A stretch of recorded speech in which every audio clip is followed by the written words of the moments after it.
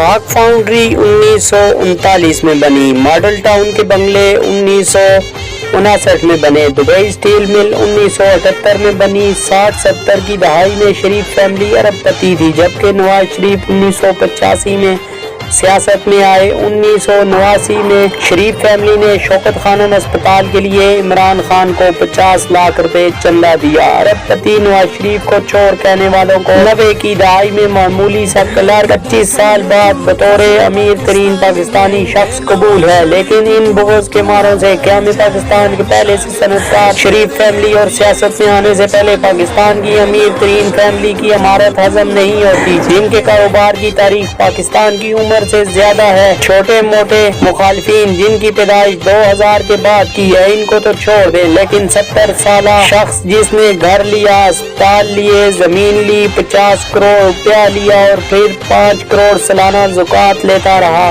اور اس کے علاوہ بھی یعنی کیا کچھ وصولا، وہ بھی ان کی عمارت پر سوال اٹھاتا ہے۔ معمولی سے کرکٹر کو جنہوں نے گود میں بٹھا کر اقتدار دلوایا، آج ان کے خلاف ہی ہو چکا ہے۔ قومی خزانہ لوٹنے کے بعد فطرہ سرعام مخالفت کر رہا ہے۔ جی تو ویور بہت اچھی لگے تو دوستوں کے ساتھ زیادہ سے زیادہ شیئر کرنے کے بعد ہمارے چینل کو سبسکرائب کر کے بیل کا بٹن دبانا ہرگز مت بھولیے، تاکہ ہماری ہر نئی مزید آنے والی ویڈیو آپ کے پاس جلد سے جلد پہنچ سکے۔ اپنا اور اپنے چاہنے والوں کا بہت خیال رکھیے گا۔ فی امان اللہ، اللہ حافظ۔